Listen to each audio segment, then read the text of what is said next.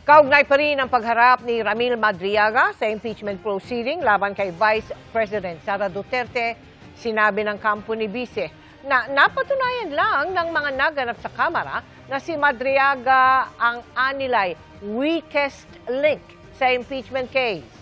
Anila, hindi nasagot ni Madriaga ang mga ebidensyang iniharap ng Vice sa reklamong perjury laban kay Madriaga na nagpapakitang siya ay huwad o fraud, irrelevant at immaterial o wala umanong kaugnayan sa kaso ang mga ebidensyang iniharap ni Madriaga sa Kamara.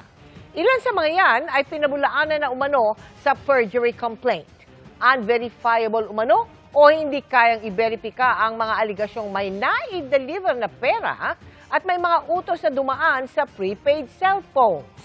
Imbis na patibayin ang kaso, ay nadiin lang umano ng supplemental affidavit na hindi kapani-paniwalang ipagkatiwala ni dating Pangulong Rodrigo Duterte at ng Vice ang mga sensitibong usaping panseguridad sa isang nasa labas umano ng military police chain of command. Sumuko sa pulisya si Cavite 4th District Representative Kiko Barzaga matapos siyang ipaaresto ng korte para sa reklamong cyber libel. Mag-alas 7 kagabi nagpunta si Barzaga sa Dasmariñas Police Station sa Cavite matapos isyuhan ng arrest warrant ng Makati Regional Trial Court. Nakapagpiyansa rin siya ng halagang mahigit 384,000 pesos. Matatandaang sinampahan si Barzaga ng reklamong cyber libel ng negosyanteng si Enrique Razon, pati ni na Antipolo Representative Ronaldo Puno at Manila Representative Rolando Valeriano. Kaugnay po yan sa post ni Barzaga na nagkasuhulan umano kapalit ng pagsuporta noon ng National Unity Party kay dating House Speaker Martin Romualdez, bagay na itinanggi na ng mga complainant.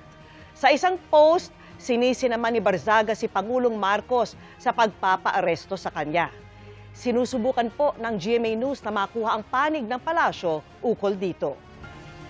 Mga kapuso, asahan pa rin ang mainit na panahon sa malaking bahagi ng bansa. Katunayan, sa Cotabato City, pumalo na naman sa danger level ang heat index o damang init na 45 degrees Celsius.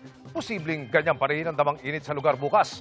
Ayon sa Pag-asa, lalo rin buwaba ang tsansa na pumasok sa Philippine Area of Responsibility ang super bagyong may international name na Sinlaku na inaasahang magre-recurve sa mga susunod na araw. Ridge of high pressure area pa rin ang nakaka-apekto sa Hilagang Luzon kaya inaasahang magiging mainit at malinsakan sa malaking bahagi ng bansa. Pero hindi pa rin naalis ang posibilidad ng biglaan, pag-ulan o yung localized thunderstorms lalo na sa Mindanao kaya ugaliin pa rin magdala ng payo.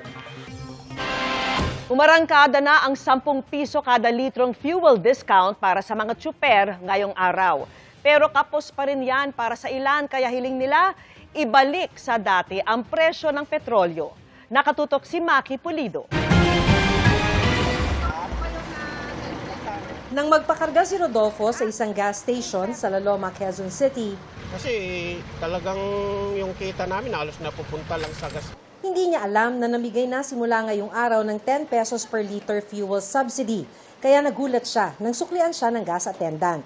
Ang mismong gas station attendant na kasi ang nag-input sa Land Bank phone app ng plate number ng jeep. At dahil kasama sa listahan, binawasan na ng 10 pesos per liter ang pinakarga ni Rodolfo. Nagugulat din yung ibang jeep kasi hindi nila expect na meron po talaga silang discount. Mga may prangkisa lamang na jeep, modern o traditional at mga UV Express ang bibigyan muna ng subsidy. 150 liters kada linggo ang subsidy hanggang July ayon sa LTFRB. Inaayos pa raw ang sistema para maipatupad ito sa buong bansa kasabay ng pag-aaral na mabigyan ng subsidiya maging ang ibang public transportation. For example, magpapakarga siya ng 10 liters, no? Should be 10 liters. No? So instead of paying kung ang presyo ng crude oil, let's say 150 pesos, instead of paying 1,500 pesos, ang babayaran na lang niya 1,400 pesos. Automatic deduction. Kung tutuusin, mas okay na raw ito kaysa tanggalin ang excise tax. Kung tatanggalin yung excise tax, ang pakinabang po ng transport na diesel, 6 na piso. Pero in this process, 10 piso po ang kanilang pakinabang. Makakatulong na rin daw ito, sabi ng jeepney driver na si Roderick. Kapos nga lang. May mga tsuper na nagsasabing kulang ito. At least papasok yung kahit barya-barya lang. Hindi sapat po, pero okay na rin yun po kaysa wala. Gusto namin kung may limit sa budget. Someday if we get more money or may ibang source ang gobyerno, then I think this is a good system also to help out. Rollback sa dating presyo ang gusto ng grupong Manibela. Total, sabi ni Marva Buena, ang binenta ng mga oil company nang mag-umpisang sumipa ang presyo ng langis sa world market ay lumang stock na binili ng mga oil company sa lumang presyo. Kaya bukas hanggang Biyernes, magsasagawa sila at ibang transport groups ng tigil pasada. Noong nabili nila ng mura, pero po yung presyo na ibinenta sa atin simula nang nagkaroon ng tensyon ay umabot po hanggang 200% ang increase nito. Ibig sabihin po ay taong bayan ang bumili, ang nag-finance, ng namuhunan dito sa dumating na mga panibagong stock. Maki Pulido, Nakatuto, 24 Oras. Magandang gabi mga kapuso. Ako po ang inyong Kuya Kim na magbibigay sa inyo ng trivia sa likod ng mga trending na balita. Naalarma ang isang binata mula Pampanga na ang bahagi ng wire ng kanyang dental braces, aksidente niyang nalunok at bumarap pa sa kanyang lalamunan. Sa bidyong ito ng taga-Mabalacat, Pampanga na si Vincent, binahagi niya sa kanyang mga followers ang kanyang post-workout snack. Pagka-uwi ko, yun yung kinain ko. Rice cake siya, na bilog. Pero habang hinumuya niya ito, Naramdaman ko, yung wire ng brace ko is nawawala. Pagkatapos ko lumunok, naramdaman ko may tumutusok dito. Parang tinry kong tingnan sa salamin, hindi ko na siya makanap kasi feel ko malalim na siya. Tinry kong magsuka, wala din. Ginising ko ng parents ko. Sabi ni mama ko, kailangan ko na pumunta ng emergency. si Vincent in-x-ray at dito nila nakumpirma nang nawawalang wire ng kanyang braces, bumara nga sa kanyang lalamunan. Parang nakaslant siya na ganyan. Kailangan nilang mag-schedule ng isang ENT doctor. Simula madaling araw, hindi na ako pwedeng kumain. Paano kaya matatanggal ang sumabit na wire sa lalamunan ni Vincent? Kuya Kim, ano na? Ang dental braces ay isang orthodontic device na ginagamit para ituwid at i-align ang ating mga ngipin at ayusin ang ating kagat o bite. Alam niyo bang hindi modernong imbensyon ng braces? May ebidensya kasi noong unang panahon ng mga ancient Egyptians, gumagamit na sila ng metal bands at wires para ayusin ang ngipin. Noong 1700s naman, sinimula ang pag-aralan ng mga dentista sa Europa ang tamang alignment ng mga ngipin. Habang noong early 1900s naman, dinevelop ng Amerikanong dentista na si Edward Angel ang modern braces system. Kaya siya ang kinikilala bilang father of modern orthodontics. Ang braces na ginagamit natin ngayon ay binubuo ng brackets o yung nakadikit sa ngipin, arch wire o metal wire na nag-uugnay sa brackets at elastic bands. Para hindi masira ang mga bracket at wire, may ilang pagkain na dapat iwasan ang tao may braces. Big chunks of food, especially hard food. Don't eat it directly, bite sizes, and then slowly swallow it. Ayon naman sa International Association for Orthodontics Philippine Section, ang nangyari kay Vincent, lubhang delikado. It is classified under rare occurrence, I would say 1%. Or maybe less than 1%. If it's lengthy, about 1 inch or more, there's a good chance it might get dislodged or it might get stuck inside. Hapon itong April 1, sumailalim si Vincent sa isang procedure. Nilagyan nila akong tubo sa bibig. Parang may camera siya, parang may pang-ipit sila pang-kuha. Medyo mahirap daw siya hanapin. Eventually, nahanap naman nila. Nasa dulo na daw siya ng dila ko. Yung wire na nalunok ko, mahaba talaga siya. Nung nahanap nila, okay na. Nireseta na lang nila ako ng gamot and then nagstay ako ng overnight dun sa nagpunta ako sa dentist ko, pinatanggal ko excess wires ko dito sa dulo. Parang hindi na siya maging risk. My advice is, remember that you are having a treatment. So, when you have a lot of things in your mouth, it is always your responsibility, not the dentist. Pero may ideya ba kayo kung paano naayos ng mga wires at brackets ng braces ang ating mga ngipin? Kapag kinakabit ang wire ng braces, nagkakaroon ng pressure sa ating mga ngipin. Ang pressure na ito ay nagresulta ng paggalaw ng ngipin sa loob ng ating gilagid. May parte ng ating buto na natutunaw. Meron ding bagong buto na tumutubo. Ito yung tinatawag na bone remodeling. Sa tuwing ina-adjust ang braces, nagpapatuloy sa paggalaw ang ngipin hanggang sa nasa tamang posisyon na ito. Karaniwang tumatagal ng 1 hanggang 3 taon ng proseso, depende sa kaso ng iyong ngipin. Samantala, para malaman ang trivia sa likod ng viral na balita, i-post o i-comment lang, #Kuya Kim, ano na? Laging tandaan, importante ang may alam. Ako po si Kuya Kim at sagot ko kayo 24 oras. Sa pagharap naman ng tauhan ng Commission on Audit sa impeachment proceeding laban kay Vice President Sara Duterte, ay binanggit ang ilang resibo para sa confidential fund na magkakahawig umano ang pirma at sulat kamay. Nakatutok live si Jonathan Andal. Jonathan? Yes, Mel. Yung mga ipinakita kaninang acknowledgement receipts na kinu-question mula doon sa confidential funds ni Vice President Sara Duterte, nakalagay doon ginamit ito pambayad sa pagrenta ng safe house, pambayad sa reward, supplies, transportation, pati pambayad sa pagkuha ng impormasyon. Pero ang sinasabi ng NBI, nung sinuri nila yung mga resibo, ilan doon nakita nila magkakapareho, magkakamuka yung pirma pero magkakaiba ang pangalan. Ang COA naman po, inuutusan ngayon ng OVP o Office of the Vice President na magsauli ng pera sa kaban ng bayan. OVP 375 million. Sa pagsalang nila sa pagdinig ng House Committee on Justice, sinabi ng Commission on Audit na pinababalik nila sa Office of the Vice President ang 73 million pesos na confidential funds na ginastos noong fourth quarter ng taong 2022. Bahagi ito ng 125 million confidential fund na nakuha ng OVP December 2022 at naubos daw ng 11 araw lang mula December 21 hanggang December 31. Ito ang naging desisyon ng COA sa kabila ng apela ng OVP sa Notice of Disallowance sa pondong ito.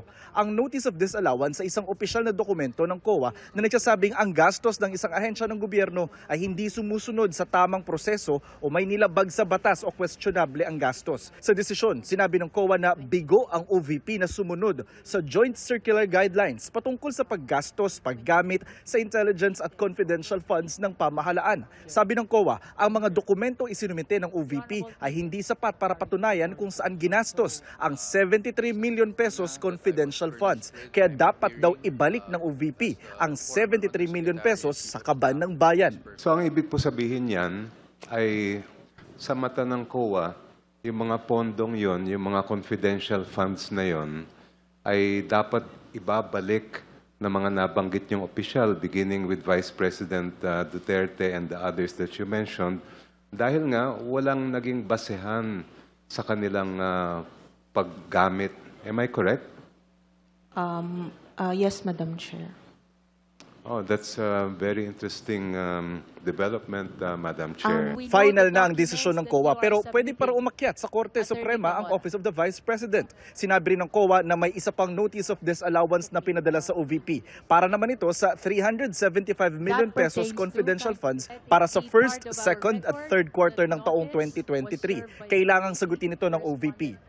Bago magsalita ang COA, inilabas ng NBI ang resulta ng kanilang forensic investigation sa mga acknowledgement receipts o yung patunay daw kung kanino napunta ang confidential funds ng DepEd. Nung kalihim pa doon si Vice President Sara Duterte at sa Office of the Vice President. Sabi ng NBI, magkakaiba man ang pangalan, magkakamuka raw ang pirma ng ilan sa mga recipient tulad ng pirma ni Sally Rendon at Sheila Dado. Pati ang pirmang ito ng apat na magkakaibang pangalan, magkakamuka rin ang porma, direksyon ng line stroke, pati ang manner of execution, sabi ng NBI. Dito naman sa resibo ni na Analiza Zinio at Ken Naso, isang tao lang daw ang nagsulat ng petsa ayon pa rin sa NBI. The two signatures reveal significant similarities in the patterns of the letters, pati po sa alignment. When we say alignment, it's the relationship of the signature with the printed name, where the habit of the writer is the same, and in the manner of execution of the strokes,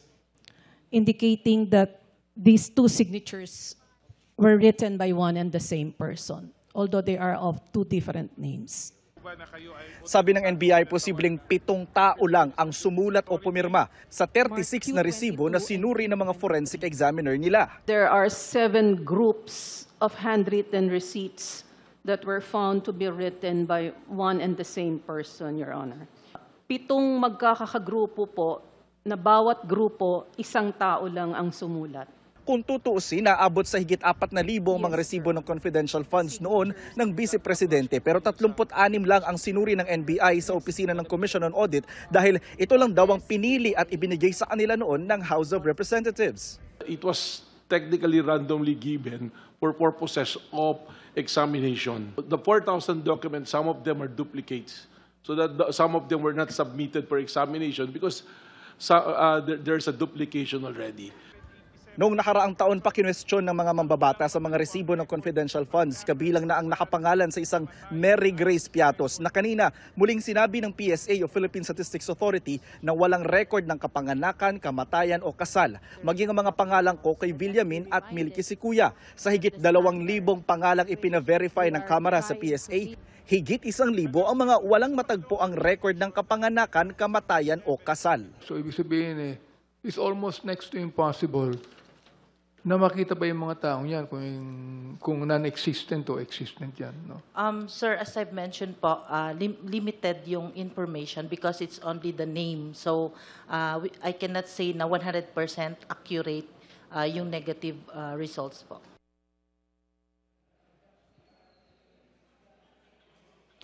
Mel, katatapos lang ngayon ang press conference ng House Justice Committee. Ang sabi nila, tapos na ngayon nilang talakayin yung paksa sa confidential funds. Ang susunod na tatalakayin nila sa mga susunod na impeachment hearings ay yung di umano'y unexplained wealth at ang pagbabanta di umano ni Vice President Sara Duterte kay Pangulong Bongbong Marcos, First Lady Liza Araneta Marcos at dating Speaker Martin Romualdez. Kanina nga, nag-submit na yung NBI dito sa Justice Committee nung resulta ng kanilang investigasyon dyan sa aligasyong pagbabanta ni VP Sara. Mel?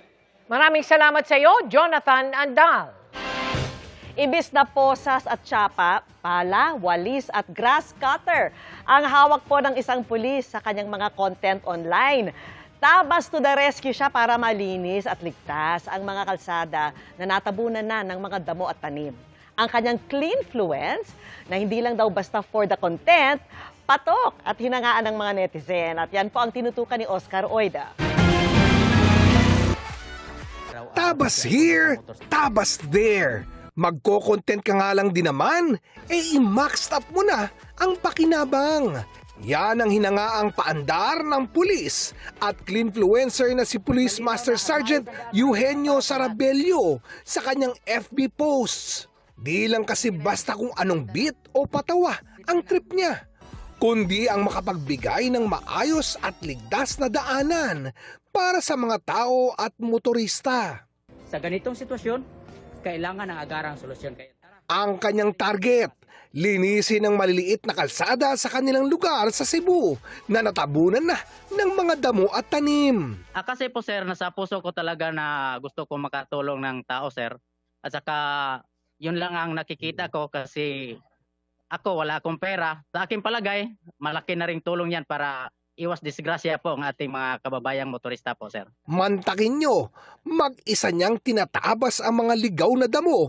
Kaya kung minsan, kung di nauulanan, inaabot na siya ng gabi. Extra challenge pa ang mga gumagalang ahas sa lugar. Pero ano, sir patay na yung ahas, pero malaki, sir. Patay na doon sa gilid ng kalsada. Natatakot naman po sir pero tinitingnan ko na lang po ng maigi baka mayroon talaga.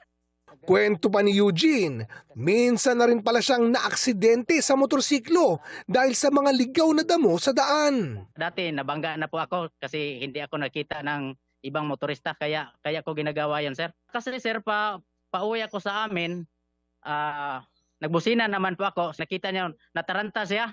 Pagtaranta niya, doon pumunta sa akin. So, minor injury lang po yung nakuha ko, sir. Pagtitiyak ni Eugene, hindi naman daw nakakasagabal ang kanyang pagtatabas sa kanyang trabaho bilang alagad ng batas. Ginagawa niya lang kasi ito tuwing day off niya. And so far, marami nang nakakakilala sa kanya. May mga humihinto pang araw para batiin siya. Kung hanggang kailan niya ito balak gawin, ang sagot niya, hanggat kaya pa sa hanggat kaya pa sa katawan ko sir kapag wala pang sakit-sakit sa baywang, hanggat kaya. Oscar Oida, nakatutok, 24 oras. Up for the challenge si Joe Berry na di daw bido ang role sa upcoming series na The Master Cutter. At full circle moment ang pagganap sa kanyang mismong life story na itatampok sa magpakailanman. Pero bukod sa action at drama, si Joe, magpapakilig din? Makichika kay Nelson. Habulan, pati na sa mga sapakan. Umabot na si Joe Berry sa itinuturing niyang pinaka-challenging sa lahat ng ginampanan niyang role. Gaganap siya bilang si Ame sa The Master Cutter. At dahil sasabay siya sa karakter na gagampanan ni Dingdong Dantes, Joe took on the challenge. Si Ame dito laging kasama ni Atoy, yung character nga ni Kuya Dong. At siya, magkakampi sila. So kasama siya sa mga missions. Very maalaga si Kuya Dong. Lagi niya akong chine-check, okay ka lang every after scenes. Pag actions or may mga takbo, okay ka lang, okay ka pa, ganun. Pero di lang action scenes dahil may light moments din si Joe sa serye. Kasama na rito ang magkaroon siya ng ka-love team. Mayroon, abangan. Oo nga. Si Ayun, meron po, abangan niyo yun. Cute lang naman, Apo. Cute naman na part ng story yun. Speaking of challenges, aminado ring nahirapan si Joe sa pagganap niya sa kanyang mismong life story na ipalalabas sa magpakailanman. Full circle moment daw ito para kay Joe dahil sa drama anthology siya nagsimula bilang aktres, 1 dekada na ang nakakaraan. At ngayon ay nagbabalik siya para gampanan ang kanyang mismong pinagdaanan sa buhay. Natakot din talaga ako kasi of course maraming part ng buhay ko na ayoko na sanang balikan. Pero alam naman natin na yung mga pangit na parte ng buhay natin, yun talaga yung bumubuo sa kung ano tayo ngayon. Hopefully, magustuhan ng mga manonood. Nelson Canlas, updated sa Showbiz Happening.